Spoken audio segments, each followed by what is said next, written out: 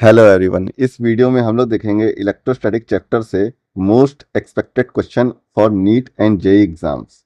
ये सभी question previous year में पूछे जा चुके हैं।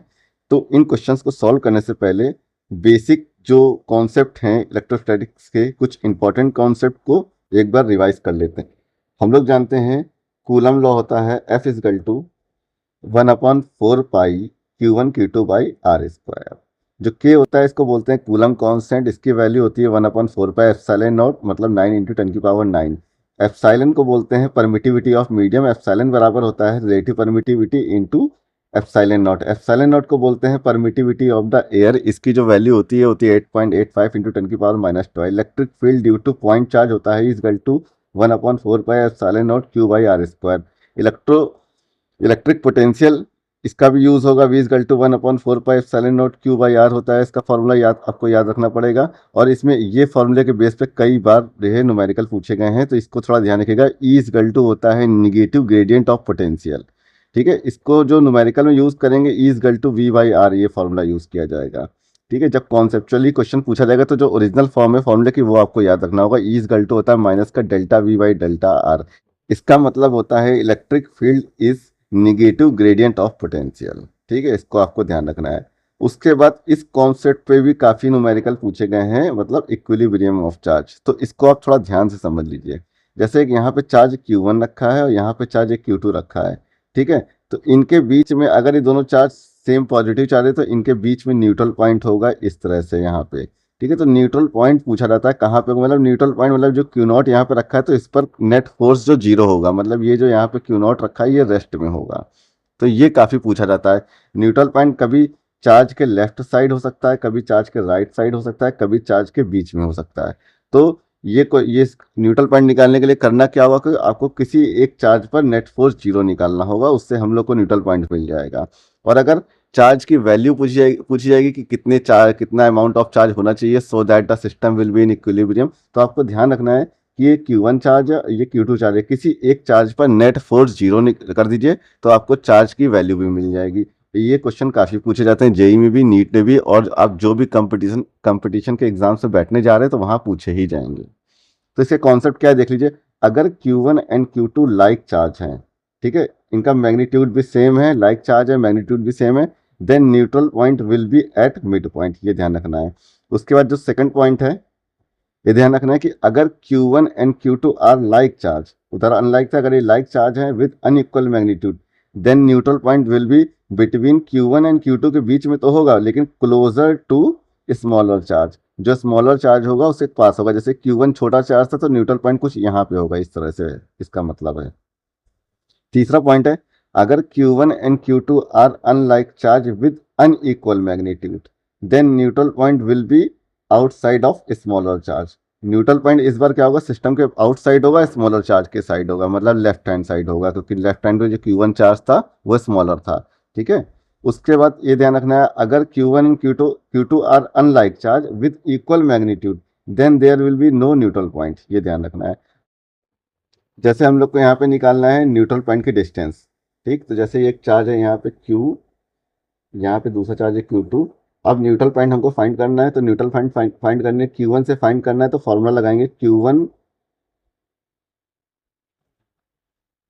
अच्छा, हम लोग न्यूट्रल फाइंड की जो न्यूट्रल पॉइंट है उसकी डिस्टेंस कैसे फाइंड करेंगे, तो जैसे यहाँ पे एक चार्ज है Q1 और यहाँ पे एक चार्ज Q2 है। अब ये पता करना है Q1 से न्यूट्रल पॉइंट कितनी डिस्टेंस पे होगा, तो फॉर्मूला हो जाएगा √Q1 into R divided by Q bigger plus minus Q small. ठीक, प्लस चार्ज यूज होता है लाइक चार्ज के लिए और अनलाइक चार्ज के लिए माइनस चार्ज यूज होता है। तो यहाँ पे दोनों ही चार्ज प्लस के हैं, मतलब लाइक चार्ज, तो फॉर्मूला हो जाएगा √Q1 इंटू बीच की distance R divided by Q1 plus Q2। अगर ये अनलाइक चार्ज होते हैं तो फॉर्मूला होता है √Q1 into R divided by √Q big minus Q small, ये ध्यान आपको रखना है। उसके बाद इलेक्ट्रिक डाइपोल क्या होता है, इलेक्ट्रिक डाइपोल दो टाइप के होते हैं, पोलर और नॉन पोलर। जो पोलर मॉलिक्यूल होंगे they have permanent dipole moment, मतलब इसमें positive and negative charge do not coincide, they have a certain distance between them. और फॉर्मूला होता है P is equal to Q into D. और जो डाइपोल की जो डायरेक्शन होती है वो होती है माइनस के चार्ज से प्लस की चार्ज की ओर, ठीक है, यहाँ पे ये देखिए दिखा दिए माइनस के चार्ज से प्लस की चार्ज की ओर। उसके बाद electric field at axial position वो हो जाएगा K two P by R cube. Electric field at equatorial position हो जाएगा K P by R cube. Electric potential due to dipole हो जाएगा एट थीटा एंगल पे, वो हो जाएगा K P by R square into cos theta. ये general formula है। जैसे यहाँ पे एक डाइपोल रखा हुआ है यहाँ पे, तो यहाँ से थीटा एंगल पे पूछा जा रहा है कितना होगा पोटेंशियल, तो हम लोग लगा देंगे V is equal to K P cos theta by R square, ये फॉर्मूला लगा देंगे। तो इस तरह से यहाँ इक्वेटोरियल पोजीशन पे कॉस 90 हो जाएगा, तो इक्वेटोरियल पोजीशन पे जो डाइपोल से जो पोटेंशियल क्रिएट होगा वो होगा 0, और एक्सियल पोजीशन पे जो होगा वो होगा के पी बाई आर स्क्वायर। ठीक है, तो ये सब कॉन्सेप्ट लगेंगे, इसलिए पहले ही से आपको रिवाइज करवा दे रहे हैं। उसके बाद torque on a dipole placed in uniform electric field, उसका फॉर्मूला बहुत यूज होता है, इसके बेस पे न्यूमेरिकल भी पूछे जा रहे हैं, कंपैरिजन पूछा जा रहा है, तो ये फॉर्मूला आपको ध्यान रखना है। ये होता है P क्रॉस E मतलब PE sign theta. Potential energy of a dipole place in uniform electric field, उसका फॉर्मूला ध्यान रखिएगा, कई बार कन्फ्यूजन हो जाती है, लोग ये वाला फॉर्मूला लगा देते हैं cos theta 1 minus cos theta 2 वाला, लेकिन यहाँ पे जो यूज होगा U इजगल टू माइनस का PE कॉस थीटा। ये काफी कंफ्यूजन क्रिएट करता है। जब work done to rotate a dipole in uniform electric field पूछा जाएगा तो आपको ये फॉर्मूला लगाना है P E cos theta 1 minus cos theta 2। अभी कॉन्सेप्ट ध्यान रखिए, अगर पोटेंशियल एनर्जी की बात करी जा रही तो पीई कॉस थीटा लगाइए, ये मत सोचिए कि एक जनरल फॉर्मूला याद कर ले रहे हैं और एंगल एंगल देख के निकाल देंगे। एग्जाम में जब क्वेश्चन आता है तो कंफ्यूजन होती है, टाइम खा जाता है, तो ये सब चीज़ें आपको डेटा याद करना ही पड़ेगा। ठीक है, इतना याद हो जाता है आसानी से, कोई बहुत बड़ी चीज़ है इसमें, सिर्फ इंपॉर्टेंट, इसीलिए इंपॉर्टेंट पॉइंट ही आपको बताया जितना ज़रूरत है आपको क्वेश्चंस एमसीक्यू सॉल्व करने के लिए। गॉस लॉ आपको देखना होगा। गॉस लॉ क्या होता है? Total electric flux equal to Q in by epsilon naught. Q in समझ लीजिए, क्या क्या क्यू इन का मतलब है? क्यू इनक्लोज्ड, क्यू इनक्लोज्ड, जितना चार्ज किसी सिस्टम के अंदर इनक्लोज होगा उसी को बोलते हैं क्यू इनक्लोज। ठीक है, जैसे यहाँ पे एक स्फीयर है, इसमें चार्ज टोटल क्यू है, इससे पूछा जा रहा है कितना फ्लक्स इससे निकल रहा होगा, तो फाइव इजगल टू निकल रहा हो क्यू बाई एप्सिलॉन नॉट। जैसे अगर हमने मान लिया तो ये स्फीयर है और इसमें चार्ज का आधा हिस्सा रखा, ये चार्ज क्यू का कोई आधा हिस्सा अंदर है और आधा हिस्सा बाहर है, तो अब बताओ इससे कितना फ्लक्स बाहर निकल रहा होगा। तो हम लोग लगाएंगे five equal to Q in. Q in कितना है यहाँ पे, मतलब कितना चार्ज इनक्लोज है इसमें, तो क्यू बाई टू इनक्लोज है ना, तो Q by two epsilon not लगा देंगे। अगर इसका वन बाई फोर्थ पार्ट अंदर होता तो हम लोग Q by four epsilon not लगा देते हैं। जैसे यहाँ पे एक सिस्टम ऑफ चार्ज इस तरह से गिवन है, यहाँ पे है 2Q, यहाँ पे माइनस का 1Q, तो टोटल चार्ज अंदर कितना हो गया, क्यू इन कितना हो गया, टोटल चार्ज अंदर हो गया 2Q माइनस क्यू बराबर Q, तो टोटल फ्लक्स इससे कितना निकलेगा, टोटल फ्लक्स इससे इनक्लोज हो जाएगा, वो हो जाएगा क्यू बाई एप्सिलॉन नॉट। तो इस कॉन्सेप्ट से आपको क्वेश्चंस करने हैं। ये सब कॉन्सेप्ट है, इनको ध्यान रखना होगा। जैसे एक कॉन्सेप्ट ऐसे इस टाइप के भी कई टाइप से क्वेश्चन बना के पूछे जा सकते हैं, और हर बार किसी न किसी मोड में रहते ही रहते हैं, बस क्वेश्चन की लैंग्वेज थोड़ी सी चेंज होती है। जैसे ये 2 पॉइंट चार्ज मासलेस स्ट्रिंग से एट सर्टेन एंगल, मतलब थीटा एंगल पर, वर्टिकल से थीटा एंगल पर लटके हैं, तो इसमें आपसे क्या पूछा जा सकता है? इक्विलिब्रियम के लिए थीटा पूछा जा सकता है, टेंशन इन अ स्ट्रिंग पूछा जा सकता है, टेंशन कितनी लग रही होगी ये पूछा जा सकता है, या फिर फोर्स की वैल्यू इक्विलिब्रियम में रहने के लिए कितनी होनी चाहिए, मास कितना होना चाहिए, ये सब पूछा जाता है। तो आपको बस इनको ध्यान रखना है कि कंपोनेंट में रिजॉल्व करना है। जैसे यहाँ पे ये फोर्स, दो चार्ज हैं, तो दोनों चार्ज अगर सेम नेचर के होंगे तो ये रिपेल कर रहे होंगे, तो यहाँ पे फोर्स लग रहा होगा Fe, ये होगा इलेक्ट्रोस्टैटिक फोर्स, और यहाँ पे जो लग रहा होगा mg नीचे की तरफ फोर्स, तो इन दोनों का जो नेट रिजल्टेंट फोर्स होगा वो ऐसे लगेगा, और यही फोर्स बना देगा इस स्ट्रिंग में टेंशन पीछे। ठीक है, तो टेंशन अगर हम लोग को निकालना होगा तो हम लोग ले सकते हैं इन दोनों का रिजल्टेंट फोर्स, मतलब Fe का स्क्वायर प्लस mg का स्क्वायर, इस तरह से टेंशन निकाल सकते हैं। इनको कंपोनेंट में रिजॉल्व करना आना चाहिए आपको। ये सब क्वेश्चन पूछे जा रहे हैं, जैसे यहाँ पे ये दो चार्ज ऐसे लटके हुए हैं, ये इसका वैल्यू Q1, इसकी भी वैल्यू Q1 सपोज करते हैं, और ये थीटा एंगल पे लटके हैं, तो यहाँ पे नीचे की तरफ फोर्स लग रहा होगा mg, इधर लग रहा होगा Fe। अगर ये थीटा है तो यहाँ से ये भी थीटा हो जाएगा, तो यहाँ पे जो फोर्स लग रहा होगा ये थीटा, तो ये 90 माइनस थीटा, तो यहाँ पे इस तरह से इसको कंपोनेंट में रिजॉल्व करेंगे, तो यहाँ पे ये थीटा हो जाएगा, तो इसको बोलेंगे Fe कॉस थीटा। यहाँ पे ये जो होगा mg sine theta, mg sine theta, इस तरह से रिजॉल्व करना होगा, तो हम लोग लिख सकते हैं Fe कॉस थीटा बराबर mg साइन थीटा। और जब Fe कॉस थीटा बराबर mg साइन थीटा करेंगे तो यहाँ से देखिए Fe बाई mg कितना आ रहा है, Fe बाई mg आ रहा है F E by M G बराबर आ जाएगा टेन थीटा, है ना। यहाँ से अगर लिखते हैं F E by M G is equal to tan theta, तो ये सब कॉन्सेप्ट डायरेक्ट लगेंगे, तो इनको ध्यान रखना है। ठीक है, अब हम लोग यहाँ पे सॉल्व करने नहीं बैठेंगे कि इसको रिजॉल्व कर रहे हैं। अगर इस तरह से सिचुएशन गिवन है तो तुरंत टेन थीटा बराबर F E by M G कर देंगे। टेंशन फोर्स निकालना है तो एफ ई और एम जी का रिजल्टेंट ले लेंगे। ठीक है, इसको ध्यान रखना है, तभी क्वेश्चन इजिली और आसानी से हो पाएंगे। जैसे से क्वेश्चन नंबर फर्स्ट है, इसमें कह रहा है the acceleration of electron due to mutual attraction between electron and proton, they are placed at 1.6 meter apart. 1.6 meter नहीं, एंगस्ट्रॉम में डिस्टेंस गिवन है। ठीक है, डिस्टेंस जो उन दोनों के बीच की है वो 1.6 एंगस्ट्रॉम, मतलब कि हो जाएगा 1.6 इंटू 10⁻⁻10 मीटर। ये डिस्टेंस गिवन है और एक्सक्लेशन पूछ रहा है, तो एक्सक्लेशन निकालने के लिए फोर्स निकालना होगा। जब फोर्स मिल जाएगा तो एम ए करके हम लोग एक्सक्लेशन निकाल सकते हैं, बराबर एम ए न्यूटन का सेकंड लॉ है। तो फोर्स निकाल लेंगे इलेक्ट्रॉन और प्रोटॉन के बीच में। तो अगर यहाँ पे एक प्रोटॉन और ये इलेक्ट्रॉन एक दूसरे को अट्रैक्ट कर रहे हैं, कूलम फोर्स उन दोनों के बीच में लग रहा होगा के क्यू स्क्वायर बाई डिस्टेंस का स्क्वायर। क्यू क्या है, दोनों का चार्ज, क्यू इंटू क्यू, दोनों का चार्ज सेम होता है तो ये दोनों का चार्ज ई हो जाएगा। के की वैल्यू क्या हो जाएगी, के की वैल्यू होती है 9 इंटू 10⁻9। ई की वैल्यू हो जाएगी 1.6 इंटू 10⁻−19 कूलम। इसका होल स्क्वायर कर देंगे, नीचे डिस्टेंस है 1.6 इंटू 10⁻10, इसका होल स्क्वायर। तो यहाँ पे हम लोग को फोर्स मिल गया F is equal to 9 into 10⁻9 newton, ये हो गया है फोर्स। ठीक, अब हम लोग को निकालना है किसको, एक्सक्लेशन पूछा जा रहा है किसका, एक्सक्लेशन ऑफ इलेक्ट्रॉन। तो एक्सक्लेशन ऑफ इलेक्ट्रॉन निकालने के लिए इलेक्ट्रॉन पे फोर्स लग रहा है F, और M E into mass, electron का mass into acceleration of electron, ये लगा देंगे न्यूटन का सेकेंड लॉ। तो यहाँ से फोर्स इजकल टू कितना है, 9 इंटू 10⁻⁻9। इलेक्ट्रॉन का मास कितना है, वो है, इलेक्ट्रॉन का मास होता है 9.1 इंटू 10⁻31 kg इंटू एक्सक्लेशन। तो यहाँ से जब सॉल्व करेंगे तो एक्सक्लेशन इजकल टू हम लोग को मिल जाएगा 10⁻22 मीटर पर सेकेंड स्क्वायर। तो इसका आंसर हो जाएगा ऑप्शन सी। क्वेश्चन नंबर 2 पढ़ते हैं। इसमें कह रहा है 2 point charge A and be having charge plus Q and minus Q.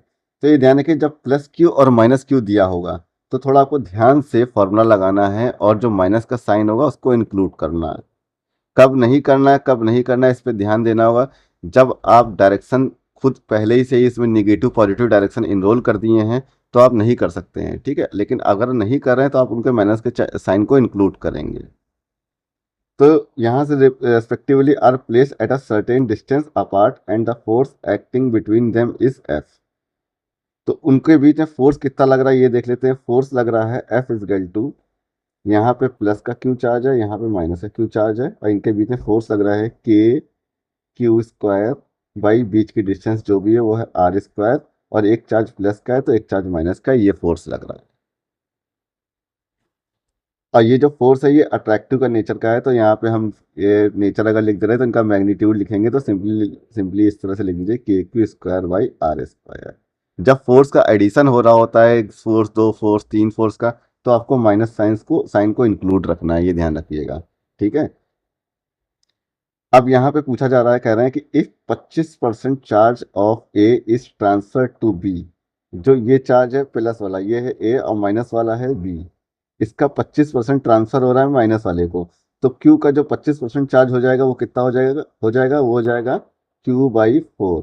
ठीक, अब ये बचा कितना, अब ये बचेगा 75/100%, ये चार्ज बचेगा। तो ये बचेगा, इसको जब सॉल्व करेंगे तो ये बेसिकली जो चार्ज ए है वो बन जाएगा कितना, वो बन जाएगा 3/4 क्यू, ये हो जाएगा चार्ज ए। अब देखते हैं चार्ज बी कितना है। चार्ज बी इतना और जाके ऐड हो जाएगा, इतना चार्ज बी में ऐड हो जाएगा। ठीक है, तो बी चार्ज कितना है, बी चार्ज है माइनस का क्यू, इसमें ऐड हो जा रहा है क्यू/4। तो जब इसको सॉल्व करेंगे तो हम लोग को मिलेगा,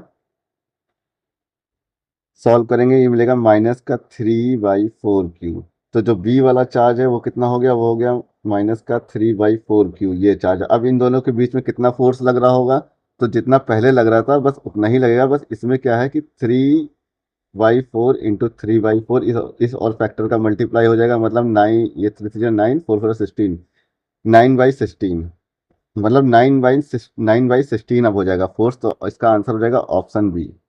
क्वेश्चन नंबर 3 इसमें पढ़ते हैं। इसमें कह रहे हैं कि suppose the charge of a proton and electron differ slightly, one of them is minus का E and the other is E plus delta E. बहुत अच्छा क्वेश्चन है, इसको ध्यान से पढ़िएगा। If the net electrostatic force and gravitational force between two hydrogen atom placed at a distance d apart is zero, then delta E is the order of. Delta E पूछ रहे हैं, जो एक्स्ट्रा चार्ज है ये पूछ रहे हैं।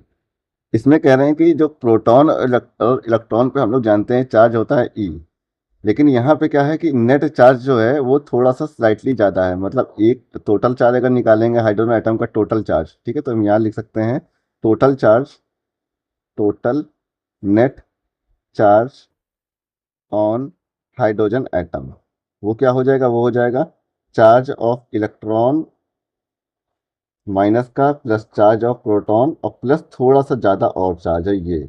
तो नेट चार्ज यहाँ पे मिल रहा है डेल्टा ई। तो एक जो हाइड्रोजन एटम है उसके पास नेट चार्ज है डेल्टा ई। दूसरा यहाँ पे एक और हाइड्रोजन एटम आ जाए अगर रखा है और दोनों के बीच की डिस्टेंस डी है, तो इसके पास भी नेट चार्ज डेल्टा ई है। तो ये एक दूसरे को रिपल्सिव फोर्स लगाएंगे, वो लगाएंगे F इजगल टू के delta E square by D square. ये लगाएंगे फोर्स एक दूसरे को, रिपल्सिव फोर्स। और इन दोनों के बीच में ग्रेविटेशनल अट्रैक्टिव फोर्स भी लगेगा। वो कितना लगेगा, वो हो जाएगा F g इजगल टू जी, इनका मास कितना है m है, तो जी एम स्क्वायर बाई बीच की डिस्टेंस डी स्क्वायर। ठीक, ये इन पे अट्रैक्टिव फोर्स लग रहा है। अब क्वेश्चन में देखिए ध्यान से पढ़िए, से बोला है if electrostatic force and gravitational force between two hydrogen atom place at a distance d apart is zero. यानी कि ये Fe प्लस Fg बराबर जीरो है। ठीक है, ये इन्होंने बोला है। तो बताओ डेल्टा ई कितना होगा। तो हम लोग क्या करेंगे, सिंपली यहाँ पे ये क्वेश्चन में रख देंगे K delta E square by D square plus G M square by D square, ये रख देंगे। और ये नेट फोर्स वो हो जाएगा जीरो। और जो अट्रैक्टिव फोर्स, ध्यान रखिए, जो अट्रैक्टिव फोर्स होता है वो हमेशा निगेटिव होगा। Attractive force always negative and repulsive force जो होगा वो ऑलवेज पॉजिटिव। तो यहाँ पे ग्रेविटेशनल फोर्स अट्रैक्टिव है तो इसकी जो वैल्यू रखेंगे निगेटिव रखेंगे। तो यहाँ पे सबकी वैल्यू रख देंगे हम लोग। के की वैल्यू होती है 9 × 10⁻⁹। डेल्टा ई निकालना है, निकल आएगा डेल्टा ई। डिस्टेंस बीच की कितनी है, डी है इनके बीच की डिस्टेंस। डी की वैल्यू नहीं गिवन है, अच्छा डी तो कट जाएगा। डी तो यहाँ पे इसको पहले थोड़ा सा यहाँ पे इसको सॉल्व करके इस तरह से लिख सकते हैं हम लोग। यहाँ पे हो जाएगा के डेल्टा ई स्क्वायर बराबर जी एम स्क्वायर, हो जाएगा ना। तो यहाँ से डेल्टा ई इजगल टू हो जाएगा जी एम स्क्वायर बाई के। तो यहाँ से हम लोग जी की वैल्यू पता है, मास कितना होता है, मास होता है हाइड्रोजन एटम का 1.67 इंटू 10⁻⁻27 kg। ये सब वैल्यू रख देंगे तो आंसर मिलेगा डेल्टा ई इजगल टू 1.6 नहीं 1.437 इंटू 10⁻⁻37 कूलाम। ये हो जाएगा एक्स्ट्रा चार्ज। तो ऑर्डर कितना आ रहा है, 10⁻⁻37। तो इसका आंसर हो जाएगा ऑप्शन सी। क्वेश्चन नंबर 4 देखिए, इसमें कह रहे हैं two identical charge sphere suspended from a common point by two massless string of length L1 are initially at a distance d apart. The charge begin to leak from both sphere at constant rate। इस बात पे ध्यान रखिए, charge begin to leak from both sphere at constant rate. इस बात पे अच्छे से ध्यान दीजिए। As a result the sphere approach each other with velocity v, then v varies as a function of distance। v varies as a function of distance as v is directly proportional to 1 upon x⁻⁴। ये concept होता है। इसको solve तो कर सकते हैं, solve करेंगे lengthy process होता है। अगर हम लोग जानते हैं जो फोर्स सेंट्रल फोर्स होते हैं, ठीक है, तो उनकी जब वेलोसिटी का वेरिएशन पूछेंगे डिस्टेंस से, तो वो कुछ इस टाइप से होगा, r⁻⁻², ये ध्यान रखना है। यानी कि v is directly proportional to √r, इस फॉर्म में होते हैं। तो यहाँ से आप डायरेक्ट लगा सकते हैं आंसर ऑप्शन बी। अगर इसको सॉल्व करेंगे तो आपको बता देते हैं कैसे सॉल्व करेंगे। जैसे यहाँ पे मासलेस स्ट्रिंग से इस तरह से दो चार्ज लटके हुए हैं थीटा एंगल पर। ठीक, यहाँ पे थीटा एंगल पे लटके हुए हैं ये चार्ज। इस पे फोर्स लग रहा है नीचे की डायरेक्शन में mg, और इधर लग रहा है इलेक्ट्रोस्टैटिक फोर्स F।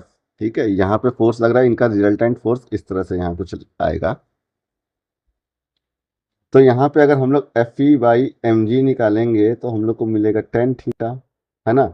यहाँ से टेन थीटा निकालेंगे, बीच की पूरी डिस्टेंस अगर एक्स है तो इतनी डिस्टेंस हो जाएगी x/2, तो ये वाली डिस्टेंस अब निकालेंगे तो ये मिलेगी, ये l है तो ये हो जाएगा, ये वाली डिस्टेंस हो जाएगी √L² - x² / 4। तो यहाँ से tan theta is equal to क्या हो जाएगा, tan theta is equal to हो जाएगा बेस कितना है x/2 अपॉन परपेंडिकुलर, परपेंडिकुलर हो जाएगा L² - x² / 4। ठीक है, यहाँ से f की वैल्यू रख देंगे KQ/x² इंटू mg। तो यहाँ से जब सॉल्व करेंगे तो जो q हम लोग को मिलेगा वो मिलेगा डायरेक्टली प्रोपोर्शनल टू x⁻³ और यहाँ से अगर हम लोग को वेलोसिटी निकालना होगा तो वेलोसिटी निकालने के लिए इसको एक बार क्या करेंगे, dq/dt करेंगे, उधर से dx/dt थोड़ा इधर उधर करेंगे तो वेलोसिटी हम लोग को मिल जाएगी। चार्ज की डिपेंडेंसी मिल गई है तो वेलोसिटी भी मिल जाएगी। dq/dt करेंगे तो यहाँ dx/dt हो जाएगा और dx/dt जब हो जाएगा तो यहाँ से dx से मल्टीप्लाई कर देंगे ऊपर नीचे, इस तरह से dx से मल्टीप्लाई कर देंगे ऊपर नीचे और यहाँ हो जाएगा dx/dt, तो ये बन जाएगी वेलोसिटी। तो वेलोसिटी का जब रिलेशन आएगा तो v directly proportional to x⁻⁻⁻²। तो ये कॉन्सेप्ट आप डायरेक्ट ध्यान रखिए, जितने भी सेंट्रल फोर्स होते हैं उनकी जो वेलोसिटी का वेरिएशन होगा वो इस टाइप से होगा। इसमें कह रहे थे कि अगर इनका चार्ज, अभी तो यहाँ पे सर्टेन अमाउंट ऑफ चार्ज है ना, तो एक दूसरे को ये इक्विलिब्रियम में रखे हुए हैं रिपल्सिव फोर्स लगा के, लेकिन अगर ये चार्ज लीक होता है, लीक होगा तो ये दोनों इधर पास में आएंगे एक दूसरे के, तो जो पास आने की वेलोसिटी होगी उसका वेरिएशन पूछ रहे थे। तो ये कॉन्सेप्ट होता है, इसको डायरेक्ट ध्यान रखिएगा। क्वेश्चन नंबर 6 है, इसमें कह रहे हैं two positive ions each carrying a charge q are separated by a distance t if f is the force of repulsion between the ions the number of electron missing from each ion will be. काफी simple question है। सबसे पहले यहाँ पे हम लोग लगा देंगे इलेक्ट्रोस्टैटिक फोर्स, वो हो जाएगा KQ² बाई बीच की डिस्टेंस कितनी गिवन है, बीच की डिस्टेंस d है तो बाई d²।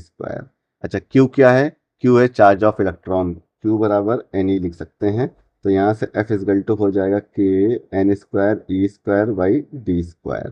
तो यहाँ से पूछा क्या जा रहा है, पूछा जा रहा है n, तो n इजगल टू हो जाएगा √4, k की वैल्यू हो जाएगी 1/4πε0, तो हम लोग लिख देंगे यहाँ पे 4πε0 f d² तो इसका आंसर हो जाएगा इसमें ऑप्शन ऑप्शन सी, ये हो जाएगा करेक्ट आंसर। क्वेश्चन नंबर 5 में कह रहे हैं two pith ball carrying equal charge are suspended from common point by string of equal length. The equilibrium separation between them is R. Now the string are rigidly clamped half the height. The new equilibrium separation between the ball now becomes। तो इसमें कह रहे हैं कि यहाँ पे एक rigid and से, किसी रिजिड एंड से मासलेस स्ट्रिंग से जिनकी लेंथ इक्वल है, इस तरह से चार्ज सस्पेंडेड थे। ठीक, अब ये जो चार्ज सस्पेंड किए हैं ये हाफ डिस्टेंस पे लाके कर देते हैं। यहाँ से ये हाफ, ये जो ये है यहाँ से हाफ डिस्टेंस इस तरह से अगर लटका देंगे तो जाहिर सी बात है दोनों के बीच की जो सेपरेशन है इस बार बढ़ जाएगा, कुछ इस तरह से हो जाएगा, क्योंकि इस बार यहाँ पे फोर्स F लग रहा था, डिस्टेंस हाफ कर दी गई तो फोर्स इस बार 2F लगने लगेगा, डबल हो जाएगा, क्योंकि डिस्टेंस आधी कर दी गई है तो फोर्स डबल हो जाएगा। तो हम लोग जानते हैं पुराना फोर्स अगर F था तो न्यू फोर्स हो जाएगा F डैश, ठीक, जो कि हो जाएगा 2F के बराबर। और force is directly proportional to होता है 1/r² के। तो यहाँ से हम लोग लिख सकते हैं r' डिवाइडेड बाई r², इस तरह से लिख सकते हैं ना। पहला फोर्स जो था F था, न्यू फोर्स हो जाएगा 2F, न्यू सेपरेशन r' है वो भी निकाल लेते हैं हम लोग कितनी होगी। अच्छा पुरानी सेपरेशन कितनी है, वो r² है, तो यहाँ से ये कैंसिल हो जाएगा तो r' बराबर मिल जाएगा r/√2। इसका आंसर हो जाएगा r/√2। तो करेक्ट आंसर हो जाएगा r/√2 तो है नहीं। अच्छा ये ऑप्शन बी में जो ये लिखा है r/2, इसमें ये r/√2 है, ठीक है, ये ऑप्शन में मिस प्रिंटिंग है, ध्यान रखिएगा। इसका करेक्ट आंसर है r/√2। क्वेश्चन नंबर 7, इसमें कह रहे हैं कि an electron is moving around the nucleus of hydrogen atom in a circular orbit of radius r। The coulomb force between two is. एक इलेक्ट्रॉन न्यूक्लियस के चारों ओर घूम रहा है इस तरह से, तो बेसिकली कूलम फोर्स बोल रहे हैं। तो कूलम फोर्स ऑफ सिंपल हम लोग जानते हैं F इज टू होता है KQ² / r²। दोनों का चार्ज तो सेम है, वो E हो जाएगा। तो यहाँ पे हो जाएगा एक चार्ज पॉजिटिव एक चार्ज निगेटिव है, तो हो जाएगा माइनस का E² बाई बीच की डिस्टेंस r²।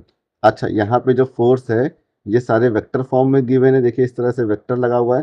तो अगर हमें वेक्टर लगाना है तो यहाँ पे आर कैप लिख देंगे। तो इस टाइप का अगर कोई नहीं दिख रहा है तो आर कैप को यहाँ पे चेंज करके कर सकते हैं हम लोग वेक्टर आर। इस तरह से आंसर ऑप्शन बी है ना, ऑप्शन बी में यहाँ पे ये दे रहे हैं आर क्यूब ना, तो यहाँ पे ये जो वेक्टर आर है वो इस टाइप से कुछ है। ये हम लोग इसको दूसरे फॉर्म में वेक्टर वेक्टर फॉर्म में अगर लिखना चाहे तो वेक्टर आर बराबर हो जाएगा R cap into magnitude of R. तो यहाँ से अगर आर कैप निकालेंगे तो ये हो जाएगा R divided by magnitude of R. तो यहाँ से अगर हम लोग वेक्टर आर के फॉर्म में लिखेंगे, आर कैप की जगह पे कर देंगे E square vector R upon R cube. Option B इसका हो जाएगा करेक्ट आंसर। क्वेश्चन नंबर 8 है, इसमें कह रहे हैं when air is replaced by a dielectric medium of constant K, the maximum force of attraction between two charge separated by a distance will be decrease K times. अगर कोई इसमें dielectric constant के जिसका है वो इंसर्ट करा दिया जाएगा मीडियम में, तो जो फोर्स हो जाएगा वो के टाइम डिक्रीज हो जाएगा, क्योंकि फोर्स बराबर होता है 1/4 pi epsilon Q Q1 Q2 by R square. Epsilon क्या, परमिटिविटी ऑफ द मीडियम बोलते हैं, जिसे इसका मतलब होता है epsilon R into epsilon naught. ठीक, मीडियम की प्रॉपर्टी होती है। तो ये जो एप्सिलॉन आर है इसी को बोलते हैं डाइलेक्ट्रिक कांस्टेंट, मतलब K into epsilon naught. Epsilon R बराबर होता है डाइलेक्ट्रिक कांस्टेंट। तो ये अगर मीडियम में है तो इतने टाइम फोर्स डिक्रीज हो जाएगा। क्वेश्चन नंबर 9, इसमें कह रहे हैं a charge Q is placed at the center of a line joining two exactly equal positive charge Q. The system of three charge will be in equilibrium if Q is equal to। देखिए इसमें कह रहे हैं कि यहाँ पे एक point A है और इस जगह पे पॉइंट B है। यहाँ पे एक चार्ज रखा हुआ है जिसकी वैल्यू है Q और ये भी सेम नेचर का Q है। तो यहाँ पे बीच में एक थर्ड चार्ज लाया जाता है जिसकी वैल्यू Q है। तो इसका नेचर और मैग्नीट्यूड पूछ रहे हैं सो दैट सिस्टम इक्विलिब्रियम में रहे। तो बताया था क्या करना है आपको, ये वाले चार्ज या फिर इधर वाले चार्ज, किसी एक चार्ज पर नेट फोर्स आपको जीरो कर देना है। और यहाँ पे थोड़ा सा अंदाजे से अगर देखेंगे तो जो नेट चार्ज होगा वो होगा निगेटिव, तो आंसर होगा सी या फिर ए में से। ठीक, एग्जैक्टली तो सेम चार्ज होगा नहीं। एग्जैक्टली अगर सेम होगा तो ये सिस्टम इक्विलिब्रियम में रहेगा नहीं। तो चार्ज कुछ इन जो मेन चार्ज है कि उससे कुछ कम ही होगा, तो जाहिर सी बात है इसका आंसर ऑप्शन ए हो जाएगा। सॉल्व कैसे करेंगे ये देख लीजिए। अगर ये यहाँ पे प्लस का चार्ज होता सपोज करिए, तो क्या करता, ये वाला चार्ज इसको इधर फोर्स लगाता और ये वाला चार्ज इसको इधर फोर्स लगाता। अगर इसको हल्का सा, ये जो बीच वाला चार्ज इसको हल्का सा इधर उधर डिस्प्लेस किए करते हैं तो जो इक्विलिब्रियम है वो डिस्टर्ब हो जाता। अगर इधर हल्का सा डिस्प्लेस करते हैं तो ये वाला चार्ज इसको फिर इधर अच्छे से ये क्या कहते हैं रिपल कर देता। तो यहाँ पे जो चार्ज होगा वो माइनस का होगा, ये ध्यान रखना है आपको। बाकी अगर कॉन्सेप्ट से आप करेंगे तो जो आंसर होगा वो निगेटिव साइन लेकर आएगा। करना क्या है आपको, नेट फोर्स जीरो करना है किसी एक चार्ज पर। तो हम इस वाले चार्ज पर नेट फोर्स जीरो कर देते हैं। अब चाहे इस पे करिए चाहे इस पे करिए। तो इस वाले चार्ज पे जब नेट फोर्स जीरो करते हैं, देखिए यहाँ बीच की डिस्टेंस को ले लेते हैं 2D। ये बीच की डिस्टेंस को 2D ले लेते हैं, जिससे जो ये वाला चार्ज है इसके बीच की डिस्टेंस हो जाएगी सिंपली D, है ना। तो यहाँ पे नेट फोर्स एट ए निकालते हैं, ये हो जाएगा पहले force between Q and Q plus force between Q and Q, ये निकालेंगे और जीरो कर देंगे। तो यहाँ से फोर्स बिटवीन ये हो जाएगा क्यू और स्मॉल क्यू हो जाएगा K Q Q by D square plus K Q square by 2D square को कर देंगे 4D square is equal to zero. तो यहाँ से हो जाएगा K Q Q by D square is equal to minus का K Q square by 4D square. यहाँ से ये कैंसिल ये कैंसिल ये कैंसिल ये कैंसिल ये सब कैंसिल। तो यहाँ से क्यू इजकल टू मिला हम लोग को माइनस का Q/4, ये मिला आंसर। तो इसका आंसर हो जाएगा ऑप्शन ए। क्वेश्चन नंबर 11 में कह रहे हैं कि point charge +4Q -Q +4Q are kept on axis at a point x बराबर 0, x बराबर a एंड x बराबर 2a respectively. Then we have to find equilibrium. तो यहाँ पे एक x बराबर 0 है, यहाँ x बराबर a है, यहाँ x बराबर 2a है। यहाँ पे एक चार्ज रखा है +4Q, यहाँ पे रखा है माइनस का Q, यहाँ पे रखा है प्लस का 4Q। ये सभी चार्ज इक्विलिब्रियम में होंगे। ठीक, ये तो होगा इक्विलिब्रियम में होंगे, यहाँ पे रखा है क्योंकि दोनों के चार्ज देखिए लाइक चार्ज है तो इक्विलिब्रियम पॉइंट बीच में ही होगा। अब ये देखना है कि स्टेबल इक्विलिब्रियम होगा कि अनस्टेबल इक्विलिब्रियम होगा। तो ये जो चार्ज है बीच वाला वो है माइनस का क्यू। अगर इसको थोड़ा सा इधर की ओर डिस्प्लेस कर देंगे तो क्या होगा कि +4 क्यू इसको अट्रैक्ट कर लेगा, क्योंकि डिस्टेंस यहाँ पे कम हो गई है तो +4 क्यू का अट्रैक्शन फोर्स बढ़ जाएगा तो इसको अट्रैक्ट कर लेगा। या फिर -क्यू वाले को थोड़ा राइट साइड जब अगर हल्का सा डिस्प्लेस करेंगे तो इधर वाला +क्यू उसको अपनी ओर घसीट लेगा। तो इस टाइम क्या होगा कि जो इक्विलिब्रियम होगा डिस्टर्ब हो जाएगा। तो ये जो इक्विलिब्रियम है इसे बोलेंगे अनस्टेबल इक्विलिब्रियम। तो इसका आंसर हो जाएगा all the charge are in unstable equilibrium. Question number 12 इसमें कह रहे हैं कि a dipole is placed in an electric field as shown in a direction, will it move. अच्छा, इसमें फिगर यहाँ पे नहीं बना है, फिगर कुछ इस टाइप का था। ऐस ऐसे ऐसे ऐसे इलेक्ट्रिक फील्ड थी और यहाँ पे एक डाइपोल रखा हुआ था। ठीक, यहाँ पे डाइपोल रखा हुआ है और इस पॉइंट का नाम है ओ, इस पॉइंट का नाम है ई। अगर यहाँ पे डाइपोल रखा है तो इसका मतलब होगा ये है +क्यू चार्ज और यहाँ है -क्यू चार्ज। लेकिन जो फिगर क्वेश्चन में गिवन था उसमें इन्होंने ये इस वाले डाइपोल को उल्टा करके रखा है, मतलब इस तरह से रखा है डाइपोल। ये -क्यू इस साइड है, +क्यू इस साइड है। ठीक है, डाइपोल में जो इलेक्ट्रिक फील्ड की डायरेक्शन होती है वो माइनस से प्लस की ओर होती है। हम लोग जानते हैं सिस्टम जो होता है हमेशा टुवर्ड पोटेंशियल एनर्जी इस तरह से ये अपने आप को एडजस्ट करता है कि जो पोटेंशियल एनर्जी ऑलवेज डिक्रीज करे।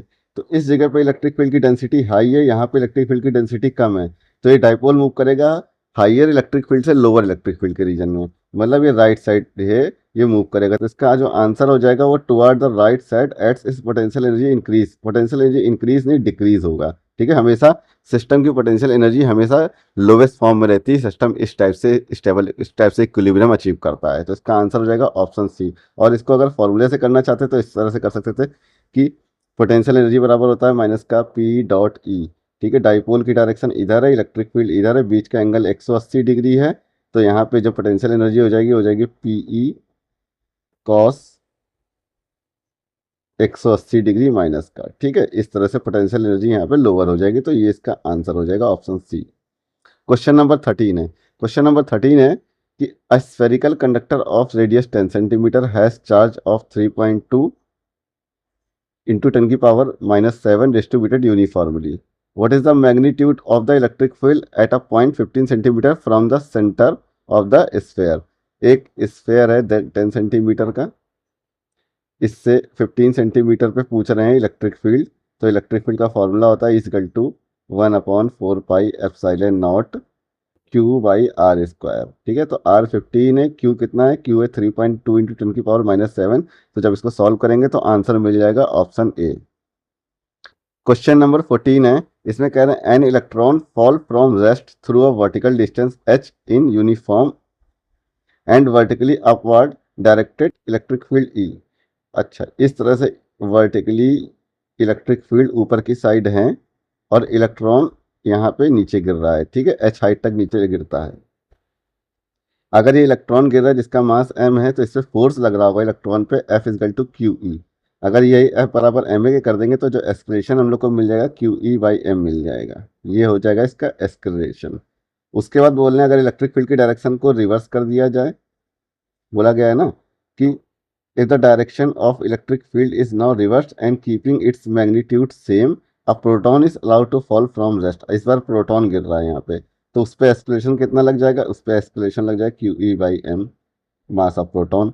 ठीक है, यहाँ मास ऑफ प्रोटॉन ज़्यादा होता है तो जो एक्सक्लेरेशन ऑफ प्रोटॉन है वो कम हो जाएगा, एक्सक्लेरेशन ऑफ इलेक्ट्रॉन ज़्यादा हो जाएगा, इस इलेक्ट्रॉन का एक्सक्लेरेशन ज़्यादा हो जाएगा, ये ध्यान रखना है। ठीक है, उसके बाद कह रहे हैं कि the time of fall of the electron in comparison to the time of fall of the proton.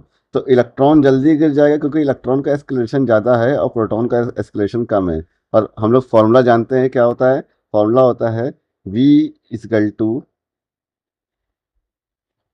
+ 2GH। ठीक है, अब इलेक्ट्रॉन के लिए एस्केलेशन ज़्यादा है, डिस्टेंस तो सेम चलनी है, U 0 है तो जो है इलेक्ट्रॉन के लिए एस्केलेशन ज़्यादा है तो इलेक्ट्रॉन के लिए वेलोसिटी ज़्यादा होगा, वेलोसिटी ज़्यादा होगी तो इलेक्ट्रॉन के लिए टाइम बहुत कम होगा उसको गिरने के लिए। ठीक है, तो इसका आंसर हो जाएगा स्मॉलर। क्वेश्चन नंबर 15 है, इसमें कह रहा है कि a charge wire is bent in the form of semi circular arc. Semi circular arc के फॉर्म में इसे बेंड किया गया जिसकी रेडियस ए है।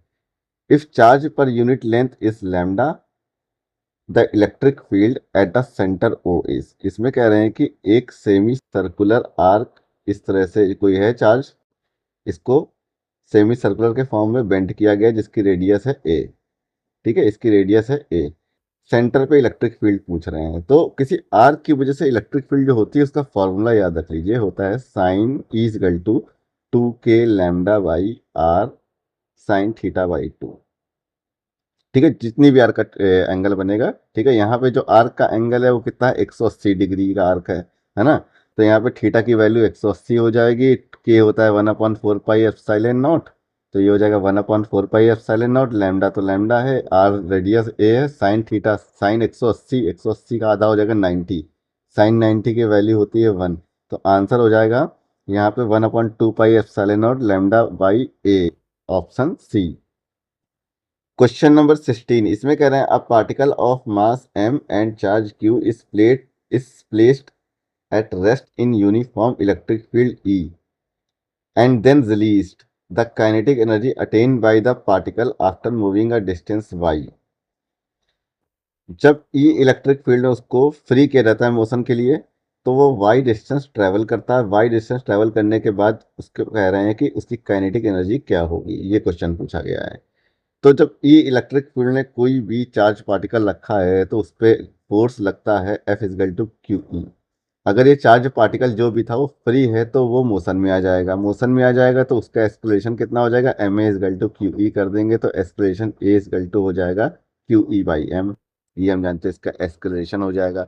अब एक्सलेशन अगर हम लोग को मिल गया है तो हम लोग यहाँ से इक्वेशन ऑफ मोशन लगा देंगे, कौन सी, v square is equal to u square plus 2g, तो यहाँ पे एक्सप्रेशन कितना है, ए है, 2ay। ठीक है, इससे हम लोग को मिल जाएगी वेलोसिटी, देन काइनेटिक एनर्जी निकाल देंगे। इस तरीके से भी कर सकते हैं, लेकिन एक और शॉर्ट तरीका है करने का कि फोर्स लग रहा है Q E, Y distance move कर चुका है, तो वर्क डन हो जाएगा W is equal to force into Y. तो यहाँ से वाई, यहाँ से फोर्स इजकल टू कितना, क्यू ई वाई। तो ये हो जाएगा वर्क डन, और यही वर्क डन स्टोर हो जाएगा एज अ काइनेटिक एनर्जी। तो इसका आंसर हो जाएगा Q E Y, option C. Question number 17 में कह रहे हैं कि एक पेंडुलम इस तरह से लटका हुआ है जिसपे क्यू चार्ज है, इसका मास कितना है, मास इसका है 30.7 इंटू 10⁻⁻6 kg। इस पे चार्ज है Q is equal to 2 into 10⁻⁻8 coulomb. और यहाँ ये जो पेंडुलम यहाँ पे इस तरह से हैंग्ड है, तो ये इलेक्ट्रिक फील्ड ई कितनी इस पे लग रही है, 20,000 volt per metre electric field लग रही है। अब क्वेश्चन में कहा गया है कि the tension in the thread. अच्छा, इलेक्ट्रिक फील्ड इस पे लग रही है तो ये क्या होगा, ये जो बॉब है इस पे इधर की तरफ क्यू ई फोर्स लगेगा, क्यू ई फोर्स लगेगा तो ये कुछ, और नीचे की तरफ क्या लगेगा, एम जी, है ना। तो ये जो थ्रेड है कुछ इस टाइप से हो जाएगा, और नेट फोर्स भी इसी डायरेक्शन में आएगा, तो यही जो थ्रेड में टेंशन बना देगा। तो हम लोग टेंशन के लिए बताया था आपको, अगर टेंशन निकालने का पूछा जाए सीधा आपको resultant force of M G और क्यू ई का ले लीजिए, तो इसका रिजल्टेंट ले लेंगे, हम लोग को मिल जाएगा टेंशन। अब यहाँ पे क्यू भी पता है, ई भी पता है, एम भी पता है, जी भी पता है, जब इसको सॉल्व करेंगे आंसर हो जाएगा 5 into 10⁻⁻4, option C.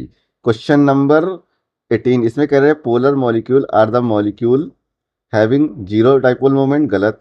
Acquire dipole moment only the presence of, ये भी गलत है, ये भी नहीं होगा। Having permanent electric dipole moment, इसका आंसर हो जाएगा ऑप्शन डी। बताया था पोलर मॉलिक्यूल जो होते हैं उसमें जो पॉजिटिव और निगेटिव चार्ज जो होते हैं वो कोइंसाइड नहीं करते हैं, एट अ सर्टेन डिस्टेंस पे रहते हैं, इनके बीच में सर्टेन डिस्टेंस रहती है, जिस वजह से ये परमानेंट डाइपोल क्रिएट कर लेते हैं, तो इन्हें बोलते हैं पोलर मॉलिक्यूल। जो नॉन पोलर मॉलिक्यूल होते हैं उनमें परमानेंट डाइपोल मोमेंट जो होता है वो जीरो होता है, क्योंकि उसमें पॉजिटिव निगेटिव चार्ज कोइंसाइड होते हैं। क्वेश्चन नंबर 19, इसमें कह रहे हैं the electric field at a point on equatorial plane at a distance are from the centre of dipole having dipole moment P is given by. Electric field की बात कर रहे हैं, कहाँ पे बात कर रहे हैं, इक्वेटोरियल पोजीशन पे बात कर रहे हैं, तो इक्वेटोरियल पोजीशन पे इलेक्ट्रिक फील्ड होती है is equal to K P by are Q. तो इसका आंसर हो जाएगा option A. Question number 20, question number 20 में हम लोग को बताना है कि the torque and the potential energy of a dipole. ठीक है, तो टॉर्क और पोटेंशियल एनर्जी क्या हो जाएगी, टॉर्क हो जाएगा PE sine theta, potential energy होगी पीई माइनस का कॉस थीटा। ये आपको बताया था पहले ही, तो आपको ये डायरेक्ट डायरेक्ट रिजल्ट को याद रखना होता है। क्वेश्चन नंबर 21 इसमें कह रहे हैं कि N electric dipole is placed eight an angle 30 degree. एक इलेक्ट्रिक डाइपोल किसी इलेक्ट्रिक फील्ड में रखा हुआ है, 30 डिग्री के एंगल पे रखा हुआ है। उसके बाद कह रहे हैं कि the charge on the dipole, charge हम लोग को फाइंड करना है if the dipole length is 2 centimetre. उनके बीच की जो डिस्टेंस है वो भी दे रखी है, तो हम लोग चार्ज निकाल लेंगे। P is equal to Q into D होता है, डी पता है, P निकाल लेंगे और Q निकालना होगा। तो पहले इलेक्ट्रिक डाइपोल निकालते हैं। तो यहाँ पे डाइपोल का क्या गिवन है देखते हैं क्वेश्चन में। क्वेश्चन में टॉर्क गिवन है, टॉर्क गिवन है यानी कि टॉर्क बराबर होता है पीई साइन थीटा ना, पीई साइन थीटा होता है साइन 30 डिग्री है। तो यहाँ से हम लोग निकाल लेंगे, यहाँ से हम लोग डाइपोल मोमेंट निकाल लेंगे। पी ई कितना है, ई है 2 × 10⁵ साइन 30 की वैल्यू होती है 1/2। ठीक है, तो यहाँ से जब पी हम लोग निकालेंगे तो हम लोग को मिलेगा, तो यहाँ से पी मिला 4 × 10⁻⁻⁵। ये हम लोग को मिल गया डाइपोल मोमेंट।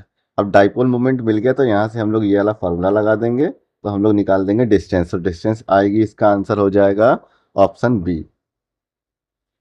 2 मिली कूलाम। क्वेश्चन नंबर 22 इसमें देखिए क्या कह रहा है, अच्छा क्वेश्चन है ये। इसमें कह रहे हैं 3 point charge plus Q minus Q 2Q। इस तरह से 3 पॉइंट चार्ज हैं जो कि प्लेस्ड एट 0 0 A, यानी कि एक यहाँ पे इस तरह से प्लेस्ड है, प्लस क्यू ऐसे, जो प्लस क्यू है वो 0 0 A पे है, तो ये हो जाएगा 0 0 A। जीरो किधर है, ये 0 x 0 y और 0 z, ये हो जाएगा यहाँ पे हम प्लस क्यू का एक चार्ज। माइनस क्यू कहाँ पे, माइनस क्यू 0 0 पे है, माइनस क्यू को 0 0 पे रख दिया, यहाँ पे माइनस क्यू रखा हुआ है। ठीक, उसके बाद फिर यहाँ पे एक जो प्लस 2Q है चार्ज, प्लस का जो 2Q वाला चार्ज है वो कहाँ पे रखा हुआ है, वो इस जगह पे रखा हुआ है। इस तरह से सिस्टम बना हुआ है।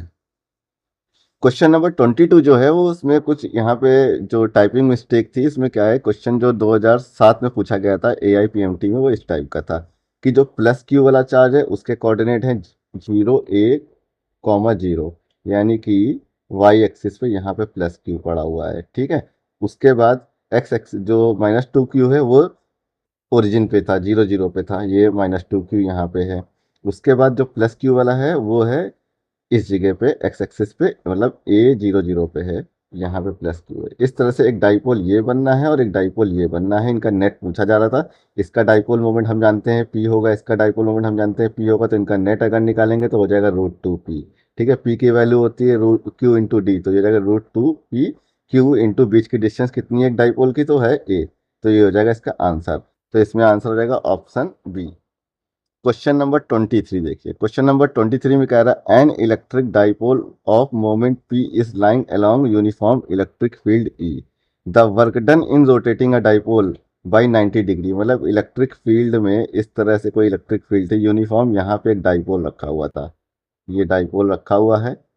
अभी इस तरह से रखा हुआ है, इसको रोटेट करके 90 डिग्री पे लेके आ जाएंगे। रोटेट करके जब 90 डिग्री पे ले आएंगे तो कितना वर्क डन करना पड़ेगा, तो थीटा बराबर कितना, थीटा 1 0 डिग्री पे पड़ा है, थीटा 2 उसको रोटेट करके 90 डिग्री कर देना है। तो rotating work done to rotating a dipole formula क्या होता था, PE cos θ1 minus cos θ2। cos θ1 0, cos θ1 0 का मतलब हो जाएगा इसकी वैल्यू होती है 1, तो यहाँ हो जाएगा 1, और cos 90 की वैल्यू होती है 0, तो आंसर हो जाएगा simply P × E। Question number 24 देखिए।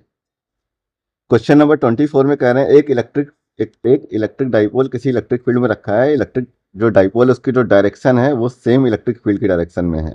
तो कह रहे हैं इट्स पोटेंशियल एनर्जी और उस पर लगने वाला फोर्स कितना हो जाएगा। तो अगर कोई डाइपोल किसी इलेक्ट्रिक फील्ड की डायरेक्शन में ही पड़ा है तो उसकी जो पोटेंशियल एनर्जी हो जाएगी, मतलब डाइपोल की डायरेक्शन ये है, इलेक्ट्रिक फील्ड की भी डायरेक्शन ये है, मतलब P और E के बीच में जो एंगल है वो है 0। जो पोटेंशियल एनर्जी का फॉर्मूला होता है वो होता है माइनस का PE cos theta, cos theta 0 मतलब 1, तो जो पोटेंशियल एनर्जी हो जाएगी वो माइनस का PE मतलब मिनिमम हो जाएगी और कोई फोर्स उस पर लगेगा नहीं। ठीक है, डाइपोल अगर इलेक्ट्रिक फील्ड की डायरेक्शन में पड़ा हुआ है तो उस पर कोई भी फोर्स नहीं लगता है। आंसर हो जाएगा इसमें फोर्स 0 और डाइपोल जो एनर्जी हो जाएगी, पोटेंशियल एनर्जी, वो हो जाएगी मिनिमम। क्वेश्चन नंबर 25 देखिए, इसमें कह रहे हैं a point Q lie on perpendicular bisector on electric dipole of dipole moment P. If the distance of Q from the dipole is R, then we have to find electric field at q is proportional to। Basically electric field find करनी है, एक dipole है, इसके ये equatorial position पे electric field find करनी है। तो क्या होता है फॉर्मूला इलेक्ट्रिक फील्ड का, ई इज इक्वल टू होता है के पी बाई आर क्यू। अच्छा, इसमें प्रोपोर्शनलिटी पूछ रहे हैं, तो इलेक्ट्रिक फील्ड जो होगा वो डायरेक्टली प्रोपोर्शनल होगा डाइपोल के, और इनवर्स क्यूब ये जो हो जाएगा 1/r³ के इस तरह से प्रोपोर्शनल। तो इसका जो आंसर हो जाएगा, आंसर रहेगा ऑप्शन डी। ये ऑप्शन इस तरह से नहीं लिखना था, ऑप्शन बेसिकली इसमें जो लिखे हैं सब गलत उल्टे सीधे लिख गए हैं।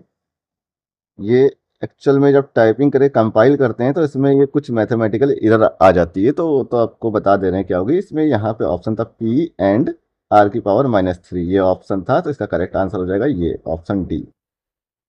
क्वेश्चन नंबर 26, इसमें कह रहे हैं the formation of dipole is due to two equal and dissimilar point charge placed at a very short distance. ठीक है, देखिए ऐसे क्वेश्चन पहले से AIPMT में पूछे जाते थे, तो कोई जरूरी नहीं है कुछ एक आध क्वेश्चन, दो क्वेश्चन, मतलब मान के चलिए 15 क्वेश्चन तो इजी मिलते हैं, तो उस टाइप के क्वेश्चन भी पूछे जाते हैं, तो ये तो डायरेक्ट टिक हो जाएगा, इसमें कोई टाइम नहीं लेता है। क्वेश्चन नंबर 27, इसमें कह रहे हैं the intensity of electric field E depends on distance r due to a dipole and is related as.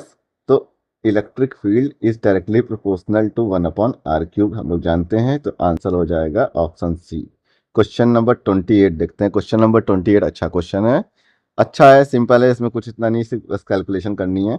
N electric dipole consisting of two opposite charge, जिस चार्ज की वैल्यू है वो है 2 × 10⁻⁻6 coulomb, separated by a distance d बराबर 3 centimetre. 3 centimetre मतलब 3 × 10⁻⁻2 metre. Is placed in an electric field E 2 × 10⁵ newton पर coulomb the torque on a dipole. Torque कह रहा है, तो टॉर्क बराबर होता है पी ई साइन थीटा। अब देखिए अगर ये डाइपोल जो है ये इलेक्ट्रिक फील्ड के डायरेक्शन में ही पड़ा होता इस तरह से, यहाँ पे डाइपोल पड़ा होता ऐसे, तो इसमें एंगल बीच में थीटा होता जीरो, थीटा जीरो का मतलब साइन थीटा जीरो, तो यहाँ पे टॉर्क तो जीरो जीरो हो जाता। तो इसमें कहीं भी जीरो ऑप्शन में तो है नहीं, यानी कि सब न्यूमेरिकल वैल्यू ही गिवन है यहाँ पे, तो इसका मतलब परपेंडिकुलर पड़ा होगा, थीटा बराबर 90 डिग्री होगा, इसलिए बोल रहे थे। इसमें केवल थोड़ा सोचना था, बस थीटा बराबर 90 डिग्री हो जाएगा, तो टाउ बराबर हो जाएगा पी इंटू ई। पी की वैल्यू पता है, ई की वैल्यू पता है, टॉर्क निकाल देंगे, तो आंसर हो जाएगा ऑप्शन सी। बाकी सब यहाँ पे दिया है, तो क्यू भी दिया है, डी भी दिया है, तो हम लोग पी निकाल देंगे, क्यू इंटू डी करके। पी ऐसे निकलेगा, पी बराबर हो जाएगा क्यू इंटू डी, इस तरह से पी निकल जाएगा। ई की वैल्यू क्वेश्चन में गिवन है, और पी इंटू ई कर देंगे तो टॉर्क मिल जाएगा, जो होगा 12 × 10⁻³ क्वेश्चन नंबर 29, ये देखिए क्वेश्चन नंबर 29 में कह रहे हैं कि a sphere enclose N electric dipole with charge ±3 × 10⁻⁻6 coulomb, what is the total electric flux across the sphere. ठीक है, तो ये जो डाइपोल किसी स्फीयर के अंदर रखा हुआ है, इससे फ्लक्स अगर पूछा जाए तो आंसर तो इसका याद रखिए डायरेक्ट जीरो होगा। कैसे, ये एक स्फीयर है, इसके अंदर यहाँ पे एक डाइपोल रखा हुआ है, यहाँ पे एक डाइपोल, ये प्लस का क्यू, ये माइनस का क्यू, इस तरह से चार्ज रखा हुआ है। इससे नेट कितना फ्लक्स निकल रहा होगा, तो पहले हम देख लेते हैं इसके अंदर नेट चार्ज कितना है। तो क्यू इन इसके अंदर कितना हो जाएगा, प्लस क्यू, और ये प्लस का माइनस क्यू, दोनों को जब जोड़ेंगे तो आंसर मिलेगा जीरो। तो नेट फ्लक्स जब निकालेंगे तो Q in divided by epsilon not होता है, क्यू इन जीरो है, तो टोटल फ्लक्स फाई कितना हो जाएगा, वो भी हो जाएगा जीरो। क्वेश्चन नंबर 30 देखते हैं। क्वेश्चन नंबर 30 में कह रहे हैं कि two parallel infinite line charge with linear charge density plus lambda and minus lambda are place at a distance of 2r in free space. What is the electric field midway between the two line charge. इसमें कह रहे हैं question अच्छा देखिए, यहाँ पे एक line charge है जिसकी लीनियर चार्ज डेंसिटी प्लस का लैम्डा है, यहाँ पे एक लाइन चार्ज है जिसकी लीनियर चार्ज डेंसिटी माइनस का लैम्डा है, इसके मिड पॉइंट पूछ रहे हैं। यानी कि, और यहाँ से यहाँ के बीच की जो डिस्टेंस है 2r है, यानी कि यहाँ से डिस्टेंस हो जाएगी r और यहाँ से डिस्टेंस हो जाएगी r। तो जो पहली वाली लाइन चार्ज है, इसकी वजह से अगर यहाँ पे इलेक्ट्रिक फील्ड E1 निकालेंगे तो ये किस डायरेक्शन में होगी, ये इस डायरेक्शन में होगी, टुवर्ड निगेटिव जो लाइन चार्ज है उसकी ओर। और ये जो दूसरी लाइन चार्ज है, इसकी वजह से अगर E2 इलेक्ट्रिक फील्ड निकालेंगे वो भी इधर होगी, तो दोनों इलेक्ट्रिक फील्ड जुड़ के कितनी हो जाएंगी, तो E1 बराबर E2, ये तो होगा ही होगा क्योंकि जो लीनियर चार्ज डेंसिटी लैम्डा वो सेम है और डिस्टेंस r वो भी सेम है, तो ये E मान लेते हैं। और E बराबर हो जाएगा 1/2 pi epsilon naught lambda by R, ये होता है फॉर्मूला लाइन चार्ज की वजह से। ठीक है, तो जस्ट डबल हो जाएगी, तो इसको 2 से और मल्टीप्लाई कर देंगे तो 1/पाई epsilon naught lambda by r इसका आंसर हो जाएगा। तो इसका आंसर हो जाएगा option B. Question number 31। Question number 31, इसमें कह रहे हैं a hollow metal sphere of radius r uniformly charge the electric field due to sphere at a distance are from the centre. मतलब यहाँ से एक इस तरह से एक स्फेयर है, इसके इस जिसकी रेडियस आर है, इसके इनसाइड इलेक्ट्रिक फील्ड पूछ रहे हैं कितनी होगी, तो इनसाइड इलेक्ट्रिक फील्ड हो जाएगी 0। मतलब जब तक आर ये छोटा है कैपिटल आर से तब तक इलेक्ट्रिक फील्ड 0 होगी, लेकिन जब ये आर से बड़ा हो जाएगा यानी कि इसके बाहर, तो इलेक्ट्रिक फील्ड क्या होगी, इस सरफेस पे मैक्सिमम हो जाएगी, उसके बाद फिर डिक्रीज करना शुरू कर देगी। तो इसका जो आंसर हो जाएगा वो हो जाएगा ऑप्शन ए। अच्छा, इसमें कभी कभी ग्राफ भी पूछा जाता है, तो ग्राफ इस तरह से बनेगा, जब रेडियस सरफेस से पहुंचेगा तो इलेक्ट्रिक फील्ड मैक्सिमम हो जाएगी, उसके बाद डिक्रीज करने लगेगी, और जब तक इसके इनसाइड थे स्फीयर के तब तक इलेक्ट्रिक फील्ड 0 थी। अंदर कोई भी चार्ज नहीं तो कोई भी चार्ज नहीं, तो कोई भी फ्लक्स नहीं, कोई फ्लक्स 0 तो इलेक्ट्रिक फील्ड भी 0। ये हो जाएगा इसका एक्सप्लेनेशन। क्वेश्चन नंबर 32, इसमें कह रहे हैं electric field in certain region is acting radially outward and is given by E is equal to A are.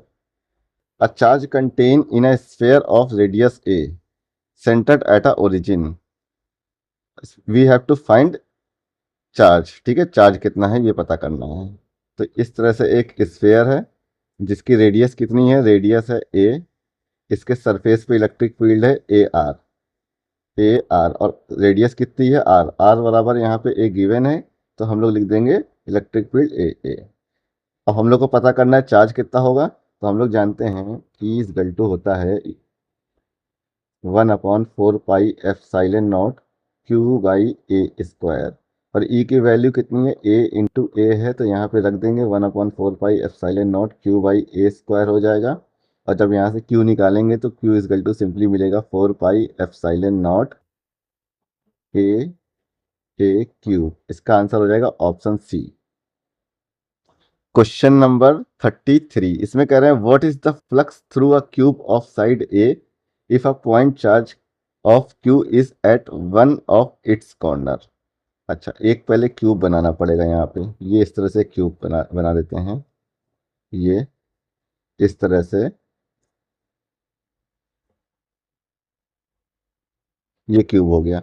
अब एक चार्ज अगर इसके एक कॉर्नर पे पड़ा हुआ है, तो सिर्फ इस चार्ज का 1/8 पार्ट ही अंदर इनसाइड होगा। ये जो इनसाइड पार्ट देख रहे हैं ये है सिर्फ 1/8 पार्ट, मतलब एक टोटल चार्ज इसके पास क्यू था तो Q/8 हिस्सा अंदर है। तो यहाँ पे क्यू इन कितना मिला हम लोग को, क्यू इन मिला Q/8। Total flux Gauss law के अकॉर्डिंग क्या होता है, Q in by epsilon not, तो इसका आंसर हो जाएगा Q/8 एप्सिलॉन नॉट। इसका आंसर हो जाएगा ऑप्शन बी। क्वेश्चन नंबर 34, इसमें कह रहे हैं a charge Q is enclosed by a Gaussian spherical surface of radius R. If the radius is doubled then the outward electric flux will be. अगर कोई charge यहाँ पे अंदर रखा है तो इससे जो लिंक्ड फ्लक्स हो जाएगा वो हो जाएगा phi is equal to Q by epsilon naught. अब चाहे इसकी रेडियस को आप डबल कर दीजिए चाहे 10 गुना कर दीजिए, फ्लक्स अभी भी फाई ही रहेगा, तो इसका आंसर हो जाएगा remain the same. Question number 35, इसमें कह रहे हैं कि a square surface of side L in the plane of the paper is placed in uniform electric field E acting along the same plane at an angle theta, ये ध्यान रखिए, with the horizontal side of the square, the electric flux linked to the surface, ये पता करना है। तो कह रहे हैं कि इस तरह से कोई एक स्क्वायर सरफेस रखा गया है और इलेक्ट्रिक फील्ड लग रही है जो इसका प्लेन है ना, प्लेन, इस प्लेन से सर्टेन एंगल पे, जैसे प्लेन है, इसका जो प्लेन है इसकी डायरेक्शन ये हो जाएगी इस तरह से, ठीक है। तो इससे थीटा एंगल पे, मतलब थीटा, अच्छा हॉरिजॉन्टल से पूछ रहे हैं, विद द हॉरिजॉन्टल ना, तो यहाँ से ये है इसका हॉरिजॉन्टल हो जाएगा, ये हॉरिजॉन्टल हो जाएगा। यहाँ से जो इलेक्ट्रिक फील्ड है ये इस एंगल पर है, थीटा एंगल पे, ये इलेक्ट्रिक फील्ड है इस तरह से। और पूछ रहे हैं कितना होगा इलेक्ट्रिक फ्लक्स, तो फ्लक्स बराबर होता है phi is equal to E dot A. E और ए के बीच में जो एंगल बनना है वो कितना बनना है, वो बनना है थीटा। तो ये हो जाएगा ई ए कॉस थीटा, ई ए कॉस थीटा, और ए की वैल्यू कितनी है, ये स्क्वायर है तो स्क्वायर के लिए एरिया हो जाएगा एल स्क्वायर, तो ये हो जाएगा E A L square, E L square cos theta, option B. अब देखते हैं क्वेश्चन नंबर 36। क्वेश्चन नंबर 36 कह रहे हैं a thin conducting ring of radius R is given a charge plus Q. मतलब इसमें यहाँ पे एक फिगर भी गिवन था, जो फिगर यहाँ बना नहीं है, फिगर कुछ इस टाइप से गिवन था। ये एक यहाँ पे रखा हुआ है कोई स्फेयर, ठीक है, इस तरह से एक स्फेयर है, ज- मतलब कोई ये सर्किल है, रिंग टाइप से सर्किल है इस तरह से, जिसपे plus charge, uniformly plus charge इस तरह से डिस्ट्रीब्यूटेड है। इस पॉइंट का नाम है ए, इस पॉइंट का नाम है बी, फिर ये हो जाएगा सी, और ये हो जाएगा डी। ये सब फिगर गिवन था। और यहाँ पे है ओ, और इस जगह पे एक पॉइंट का नाम है यहाँ पे के। अब बोला है कि ड्यू टू सेक्शन ए के बी इलेक्ट्रिक फील्ड कितनी है, ई है। तो we have to find electric field due to section A C D B, A C D B की वजह से, मतलब इस सेक्शन की वजह से इलेक्ट्रिक फील्ड पता करनी है। सिंपल है, देखिए ये जो सेक्शन है इसकी वजह से इलेक्ट्रिक फील्ड ई है, और ई किधर होगी, इस साइड होगी, ठीक। इस सेक्शन की वजह से जो इलेक्ट्रिक फील्ड थी वो इधर थी, इस सेक्शन की वजह से इलेक्ट्रिक फील्ड इधर थी, एक दूसरे को कैंसिल कर रही थी।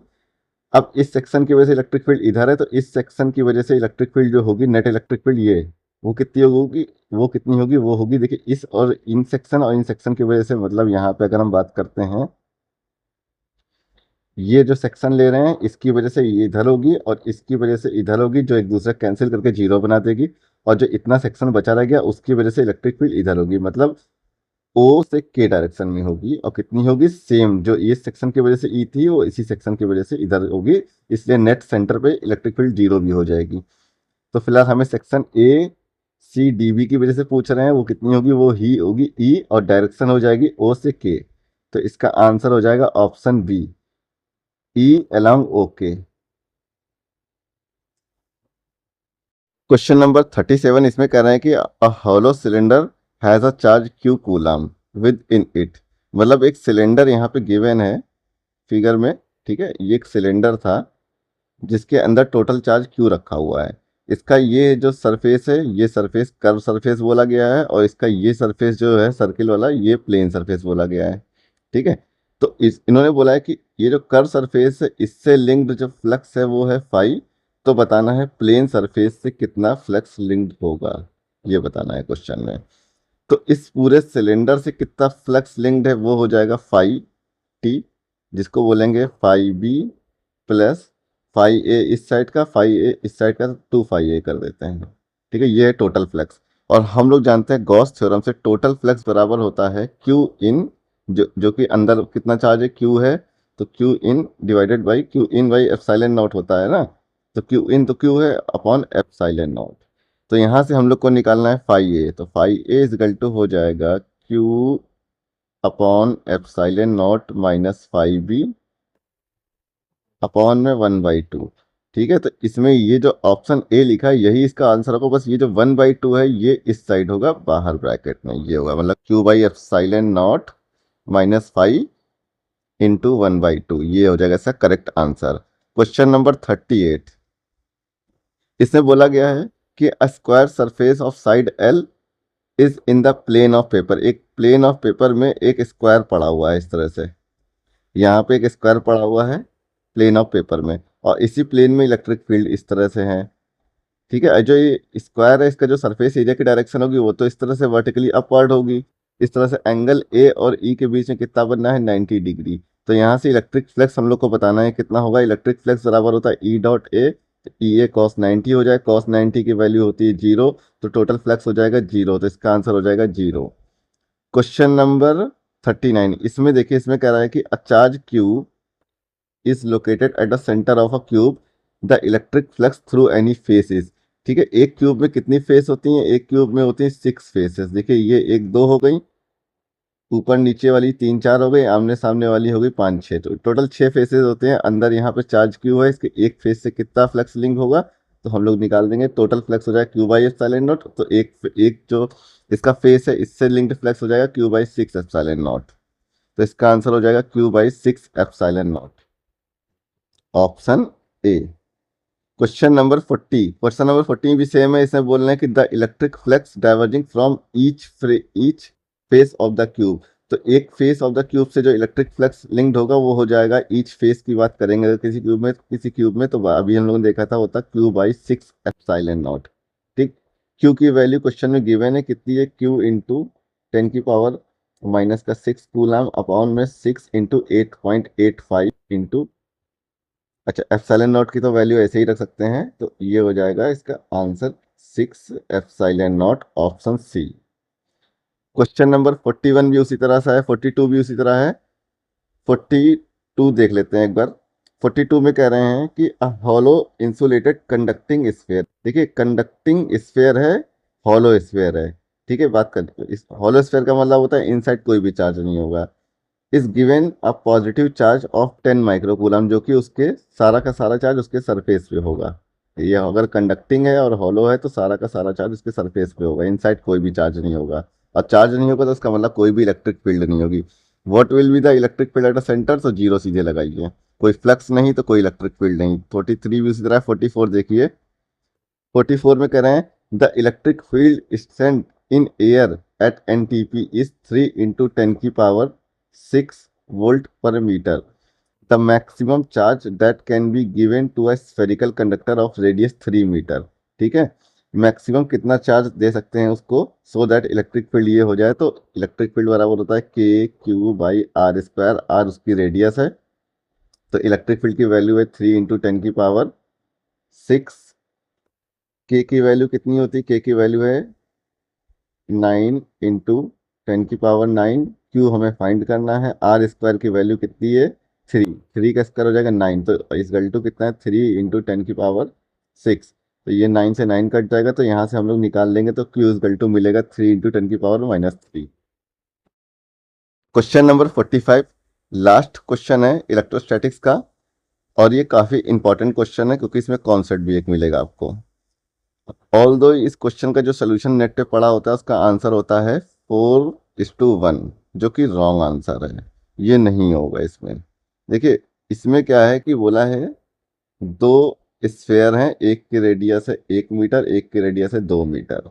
ठीक, इसको एक कंडक्टिंग वायर से कनेक्ट कर दिया गया है, बीच की डिस्टेंस भी दे दी गई लेकिन कोई इसका मतलब नहीं, बस ये गुमराह करने के लिए दिया गया है। इसकी रेडियस है 1 मिलीमीटर, इसकी रेडियस है 2 मिलीमीटर। तो जब कनेक्ट किया जाएगा तो चार्ज एक स्फेयर से दूसरे स्फेयर में ट्रांसफर होगा, क्योंकि दोनों कंडक्टिंग स्फेयर हैं। तो ये तब तक ट्रांसफर होगा जब तक कि दोनों का पोटेंशियल V1 बराबर V2 सेम नहीं हो जाते हैं।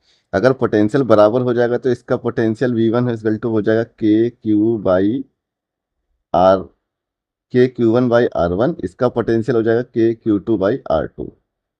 तो यहाँ से हम लोग Q1/Q2 निकाल देंगे, तो अगर Q1/Q2 अगर निकालते हैं यहाँ से Q1/Q2, तो मिलेगा हम लोग को R1/R2। R1/R2 मिल गया, Q1/Q2। ठीक है, अब हम लोग निकालते हैं यहाँ से इलेक्ट्रिक फील्ड कितनी हो जाएगी, तो इलेक्ट्रिक फील्ड हो जाएगी E1 इजगल टू KQ1/R1 का स्क्वायर। और इस क्वेश्चन में पूछा गया है रेशियो ऑफ इलेक्ट्रिक फील्ड, तो E2 बराबर भी निकाल देते हैं, तो E2 बराबर हो जाएगा सिंपली KQ2/R2 का स्क्वायर। तो यहाँ से ये कैंसिल हो जाएगा, Q1/Q2 की जगह पे रख देंगे R1/R2, तो यहाँ मिलेगा R1/R2 इंटू R2 का स्क्वायर बाई R1 का स्क्वायर। तो यहाँ से मिला R2/R1। R2/R1 का मतलब होता है 2:1, 2/1 मतलब 2:1, ये हो जाएगा इसका आंसर। तो इसका आंसर हो जाएगा ऑप्शन सी। तो ये लास्ट क्वेश्चन था। आई होप ये जितने भी क्वेश्चन हैं आपको समझ में आए होंगे। अगर टेलीग्राम चैनल आपने नहीं ज्वाइन किया है तो उसे ज्वाइन कर लीजिए।